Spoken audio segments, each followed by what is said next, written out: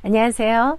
네, 오늘도 요한복음 말씀을 계속 이어서요. 오늘 본문 말씀은 요한복음 9장 34절에서 43절까지 말씀을 한번 풀어보도록 할게요. 지금 본문 말씀의 배경은요. 종교 당국자들은 내부에 분열이 일어나서 아주 심각한 난간에 부딪히게 되었다 그랬잖아요. 그래서 고침받은 그 맹인의 부모를 불러서 압박을 했지만 그들이 원하는 대답을 듣지 못했던 거예요. 그러니까 그들은 이제 다시 한번 자신들이 무엇인가 놓친 것이 있나 싶어서 두 번째로 고침받은 맹인을 불러다가 진실을 털어놓으라고 압박하기에 이른 거예요. 24절 말씀에요. 이에 그들이 맹인이었던 사람을 두 번째 불러 이르되 너는 하나님께 영광을 돌리라. 우리는 이 사람이 죄인인 줄 아노라. 너는 하나님 앞에서 거짓말을 그만하고 진실을 인정하고 자백해라. 예수라는 사람이 율법을 어긴 죄인이라는 것을 자백해. 이런 이야기를 한 거예요. 그들은 예수님이 율법을 어긴 죄인이라는 것을 그 사람을 통해 자백받기를 원했었던 거예요. 그런데 그 고침받은 맹인이 뭐라고 대답을 해요? 25절 말씀에요. 대답하되 그가 죄인인지를 내가 알지 못하나 한 가지 아는 것은 내가 맹인으로 있다가 지금 보는 그것이니이다. 그러니까 다시 말하면 됐고 나는 그가 죄인인지 아닌지 판단할 능력도 없고 다만 내가 아는 것은 맹인이었던 내가 지금 본다는 그 사실이요 하면서요 아주 당당하게 자신이 체험한 그 변화된 모습을 분명하게 밝히고 있는 거예요. 그리스도인이라는 것은 자신들의 변화, 즉 어둠에서 빛으로 옮겨진 자신들의 삶 가운데서 그 체험한 그리스도의 생생한 은혜와 능력을 맛보고 자신들의 상태가 완전히 바뀌었다는 것을 알고 고백하는 자들을 말해요. 이것을 우리는 증인이라고 이렇게 이야기를 하는 거죠. 그런데 이 증인의 삶은요 희생이 뒤따를 수밖에 없어요. 하지만 이런 희생을 치르는 것이 예수님 안에서 하나님이 당신을 위해 하신 일을 부인하여 더 큰 희생을 치르는 것보다는 훨씬 낫다라는 거죠. 사실 이전에는 바리새인들에게 있어서 맹인 거지와 아무런 문제가 없었어요. 그런데 그들과 문제가 있었던 것은 예수님이셨죠. 하지만 지금 예수님이 날 때부터 맹인된 사람의 눈을 뜨게 한 후부터는 그는 예수님을 배척하는 자들로부터 배척당하기 시작했다는 거예요.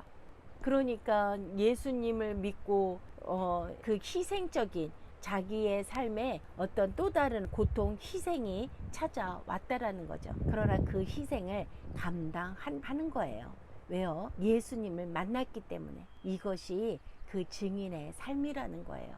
더 큰 것을 바라보면서 그것을 감내하는 거죠. 이렇게 바리새인들이 이 맹인이었던 사람을 위협하고 겁주었지만 그로 하여금 주님이 자기에게 베푸신 이적을 부인하거나 적어도 그 이적을 폄하하는 말을 하도록 만들 수는 없었던 거예요. 자, 이제 종교 당국자들이 자신들이 듣고 싶어하는 대답이 나오지 않자 계속 똑같은 질문을 반복하는 거예요. 아주 집요하고 치밀하게. 왜냐하면요, 그의 이야기 속에서 꼬투리가 될 만한 거나 그를 올무에 걸리게 할 만한 것이 없는지 재차 확인해 보기 위한 것이었던 거죠. 그래서 그리스도께서 그에게 행하신 것은 단순한 속임수에 불과한 것이었고 진정한 이적은 없었다는 것을 그에게 설득하기 위했던 거예요. 26절 말씀이에요. 그들이 이르되 그 사람이 내게 무엇을 하였느냐, 어떻게 내 눈을 뜨게 하였느냐, 이렇게 이야기해요. 27절 말씀이에요. 대답하되 아니 내가 이 인력 속에 듣지 아니하고 어찌 하여 다시 듣고도 하나이까. 당신들도 그의 제자가 되려 하나이까. 지금 이렇게 얘기를 했다라는 거예요. 그 얘기는 당신네들은 그리스도의 제자가 되기는커녕 도리어 그리스도를 해치려고 단단히 마음을 먹고 있기 때문에 내가 아무리 어떠한 말을 반복해서 들려준다 해도 당신네들이 듣고 싶은 말만 듣기 때문에 당신들은 이해하지 못할 거예요. 당신들이 그리스도의 제자들이 되지 않으리라는 것은 나는 너무나 잘 알고 있어. 그런데도 왜 당신들은 내게 다시 한번 그 이야기를 반복할 것을 요구하며 쓸데없이 나를 괴롭히는 것이오? 지금 이렇게 얘기를 했다라는 거예요. 이 맹인이었던 사람이 점점 더 담대해지고 확신에 찬 모습을 보이게 된 것은요, 참으로 놀라운 일인데, 이것은 하나님께서 그들이 저항할 수 없는 지혜와 담대함을 그에게 주셨기 때문이에요. 그는 육신적으로 눈을 떴을 뿐 아니라 영적으로도 눈이 떠졌던 거죠. 그랬더니 그들이 격분을 하면서 이제는 그에게 아주 쌍욕을 퍼부으면서 아주 거칠고 상스럽게 나오는 거예요. 그를 함정에 빠뜨려서 허점을 찾아내려고 했던 그들이 그 본심이 들통났기 때문이었던 거죠. 그러니까 이제는요, 완전히 태도를 바꿔서 지금까지 공정한 채 하면서 고상한 척 위장했던 모든 가식을 벗어버리고 조롱 섞인 어투로 말을 하는 거예요. 28절 말씀에요. 그들이 욕하여 이르되 너는 그의 제자이나 우리는 모세의 제자라. 그러니까 이건 다시 말하면요, 뭐요, 이제 보니까 넌 예수의 끝나풀이었구만. 왜 이래? 우리는 모세의 제자야.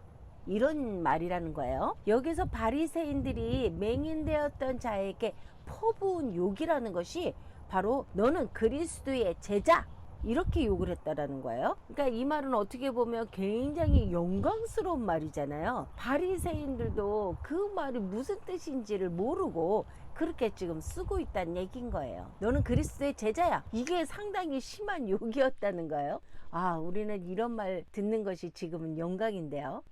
그러니까 다른 사람을 욕한 죄는 그 사람이 한 말 자체가 아니라 그가 그렇게 말한 의도와 목적, 그리고 심령의 상태에 의거해서 판단된다라는 거예요. 어떤 사람이 다른 사람에 대하여 선하고 참된 것을 말하였다고 할지라도 그가 그 사람을 모욕하거나 해를 끼치거나 사람들로부터 미움을 받게 만들기 위하여 그런 말을 한 것이라면요, 하나님께서는 그의 그 말을 욕으로 간주한다라는 거예요. 그러니 우리가 이 세상 살면서 참 얼마나 욕을 많이 하면서 욕 가운데 살아가는지, 정말. 그래서 이 바리새인들은 이 맹인이었던 사람을 모욕하고 사람들로부터 미움을 받게 하기 위한 목적으로 그런 말을 하였기 때문에 욕으로 기록하고 있는 거예요. 우리는 우리의 혀를 잘 통제하여서 조심해서 말을 해야 할 뿐만 아니라 우리가 어떠한 마음으로 그리고 어떤 의도와 목적으로 말하고 있는지에도 주의를 기울이지 않으면 안 되는 거예요. 지금 그들의 최후의 보루는 권위의 문제이고 그것을 끝까지 지켜내야 하는 것이었기 때문에 고침받은 맹인에 대해 욕설을 퍼부으면서 그 자신들의 모세의 제자임을 밝히고 있는 거예요. 왜냐하면 그들은 하나님이 모세에게 대면하여 말씀하셨고 율법을 그에게 주셨다는 것을 알고 있고 예수는 어디서 왔는지도 모른다는 거죠. 그들에게 있어서 모세와 예수는 양립할 수 없었던 거예요. 모세에게 권위가 있다고 못 박은 거죠. 그러나 모세는 단지 그리스도의 모형이요, 그리스도로 인도하는 초등 교사일 뿐인 거예요. 그들은 하나는 알고 둘은 모르는 아주 무식한 바리새인들이에요. 29절 말씀입니다. 하나님이 모세에게는 말씀하신 줄을 우리가 알거니와 이 사람은 어디서 왔는지 알지 못하노라. 자, 여기에서도 보면 그 종교 당국자들은, 특별히 바리새인들은 성경을 제대로 이해하지 못했던 거예요. 자, 모세가 쓴 오경을 제대로 바르게 올바르게 이해했더라면요, 모세가 예수에 대해 썼다는 것을 깨달았을 거예요. 성경은 율법은 모세로 말미암아 주어진 것이지만 하나님의 온전하고 충만한 계시는 오로지 예수 그리스도로 말미암았다, 이렇게 말씀하고 있거든요. 그러니 마지막 날에 저들을 고소하는 이가 바로 모세라고 그렇게 말씀하고 있는 거예요. 그리고 또한 그들은 얼마든지 주님이 어디서 왔는지를 충분히 알 수 있었는데 그들은 하나님의 심판을 받아 그들의 눈이 멀어 있었고 그들은 참빛이 자신들의 심령 속으로 들어오지 못하게 아주 철저하게 차단하려고 자신들의 마음의 문을 굳게 닫아 걸었기 때문에요, 주님이 어디서 왔는지를 알고 싶어 하지도 않았던 거예요. 그래서 그것이 바울이 이야기하는 그 죄라는 거죠. 알지 않기로 작정하였다는 거죠. 날 때부터 맹인된 사람은 바리새인들의 자기 모순적이고 위선적인 그 논리를 제대로 깨트려 보았던 거예요. 그래서 바리새인들의 그 모세의 제자라는 말을 듣고 진정으로 모세를 따랐다면 예수님이 하시는 일들이 하나님에게서 말씀을 알았을 것이라는 그런 취지로 말을 했던 거예요. 30절 말씀에요. 그 사람이 대답하여 이르되 이상하다. 이 사람이 내 눈을 뜨게 하였으되 당신들은 그가 어디서 왔는지 알지 못하는도다 하고. 참 이상하네. 아니 예수라는 사람이 내 눈을 뜨게 하였는데 아니 지도자라고 하는 당신네들이 그가 어디서 왔는지를 모른단 말이요.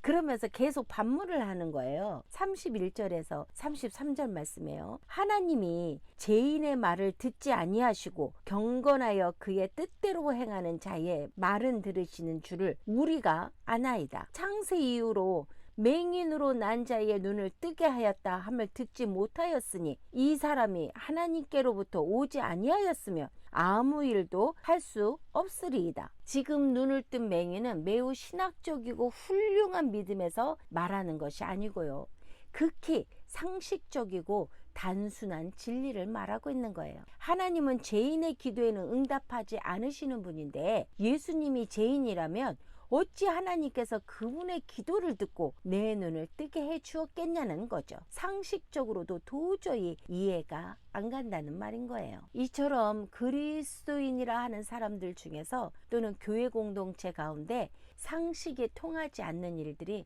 얼마나 많습니까? 이 문제도 깊이 고민해 볼 문제입니다. 그런데 여기서 죄인의 기도를 응답해 주시지 않는다 라는 말씀이 나와요. 기도하는 자의 의로움과 하나님의 들으심 간에는 깊은 관계가 있다는 거죠. 여기에서 죄인의 기도라는 것은 무지하거나 연약해서 저지르는 죄인들이 아니라요, 악의적으로 오만방자하고 뻔뻔스럽게 죄를 일삼는 그런 죄인들을 가리키는 말씀인 거예요. 하지만 구약의 가장 악한 왕 아합의 기도를 들어주시기도 했거든요. 불신자들의 소원을 들어주시는 것은 자신들의 피조물들인 그들이 공경 속에서 부르짖을 때에 그들의 말을 들으실 뿐인 거라는 거예요. 하나님께서 당신의 섭리로 그들을 당신의 자녀로 삼으시려는 목적에서 들어주시는 거예요. 구원받지 못한 죄인의 기도에 대한 하나님의 반응은 그들을 회개로 이끄시려는 하나님의 선하심의 한 부분인 거죠. 죄인이 회개를 하였을 경우 그의 죄를 사하시며 구원해 주시는 거예요. 물론 그의 소원도 기도도 들어주시죠. 여기서 중요한 것은 우리가 기도를 해야 한다는 거예요. 우리의 기도를 하나님께서 들어 응답해 주신다는 거죠. 지금 고침받은 맹인의 주장은 그리스도께서 흉악한 죄인이셨다면 하나님께서는 그리스도의 말을 듣지 않으셨을 것이라고 단언하는 것이고, 사고 때문에 또는 백내장 등과 같은 어떤 질병을 알아서 시력을 잃게 된 사람이 아니라 자기는 날 때부터 맹인되었던 자이기 때문에 이런 일은 모세나 선지자들을 비롯해서 창세 이후로 그 누구도 행한 적이 없었던 것이라 이는 하나님께로부터 온 것이 분명하다, 이렇게 주장했던 거예요. 바리새인들은 자신들이 업신여기고 무시했던 자가 주제넘게 오만 불손한 말을 하는 것을 듣고는 경노해 막 앞뒤 가리지 않고 무엇이 옳고 그른지 따져보지도 않고 그저 자신들을 욕보였다는 이유로 자신들이 받은 모욕보다 더 심한 모욕을 하며 내쫓아 버리는 거예요. 34절 말씀이에요. 그들이 대답하여 이르되 내가 온전히 죄 가운데서 나서 우리를 가르치느냐 하고 이에 쫓아 내보내니라. 니까짓게 태어날 때부터 온전히 죄 가운데서 태어난 주제 지금 우리를 가르쳐들어? 우리를 찜쪄먹어? 저 죄인을 당장 내쫓아라, 이러는 거죠. 바리새인들은 그 육신의 눈뿐 아니라 영적인 눈까지 뜨게 된 그의 논리를 반박할 수 없게 되자 이젠 인신공격을 하기 시작하는 거예요. 점점 더 비열하고 치졸하게 악은 그렇게 치닫는 거예요. 그들은 권위를 막 내세우면서 논리나 성경을 근거로 해서 그를 해당해서 쫓아내는 거예요. 추방해버리는 거죠. 여기서 온전히 제 가운데서 난 자라는 뜻은요, 그들은 이 사람이 태어나기도 전에 그런 극악무도하고 흉악한 죄를 지었다고 생각을 했다라는 거예요. 이것은 이교도 철학자 중에 한 사람인 그 피타고라스의 환생설을 믿고 있다는 그런 말인 거예요. 전에 영상에서 한번 말씀드렸죠. 전생에서 어떤 악한 나쁜 행동을 한 사람이 다른 육신을 입고 다시 태어날 때는 그 벌을 받는다, 이렇게 생각을 했다라는 거예요. 그런데 내가 하나님께 속한 참 선지자와 그렇지 않은 거짓 선지자를 어떻게 구별해야 하는지에 대해서 우리를 가르치는 것이 너의 처지에 합당하냐, 뭐 이러면서 따졌던 거죠. 우리는 너의 선생이 될 수 있지만 내가 우리에게 선생 노릇을 할 수 없다, 뭐 이러면서 모욕하면서 잔인하게 내쫓았다는 거예요. 출교시켰다는 거죠. 그러니 종교 지도자라고 하는 사람들이 이런 짓거리들을 하는 거예요. 자기의 권위를 내세워서 들으려 하지도 않고 자기 말을 따르지 않으면 무조건 내쫓아버리는 거죠. 그런데 오히려 이 바리새인들의 이 진단이, 이 맹인이 정말 날 때부터 맹인이었고 그 엄청난 치료 이적을 예수님께서 행하셨다고 만방에 보도한 격이 되었던 거예요. 자기네들이 파놓은 무덤에 자기네들이 들어가는 격이 되는 거죠. 그의 부모는 회당에서 출교당하게 될까봐 두려워했지만 그는 예수님이 회당에 계시지 않는다면 그곳이 강도와 도둑들의 소굴이 되고 말 것임을 깨달았기에 그런 상황에서는 그들의 아비인 마귀가 하는 일을 따라 살인하고 거짓말하는 무리 가운데 한 자리를 차지하기 위해 예수님을 부인하기보다는 그곳에서 쫓겨나 예수님과 함께하는 편이 훨씬 더 낫다라고 생각했을 수도 있어요. 그러기에 그처럼 담대하게 지도자들과 맞짱을 떴던 거죠.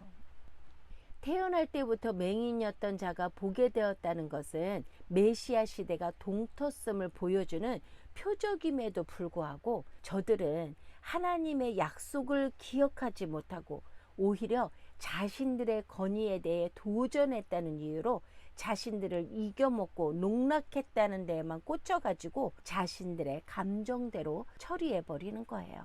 오늘은 여기까지 하고요. 다음 편에서 이제 9장의 마지막 부분인데요. 출교당한 그 고침받은 맹인이 극적으로 예수님을 만나는 거예요. 그 내용을 가지고 다시 돌아오도록 하겠습니다. 한 주간도 건강하시고요. 오늘도 들어주셔서 너무나 감사합니다.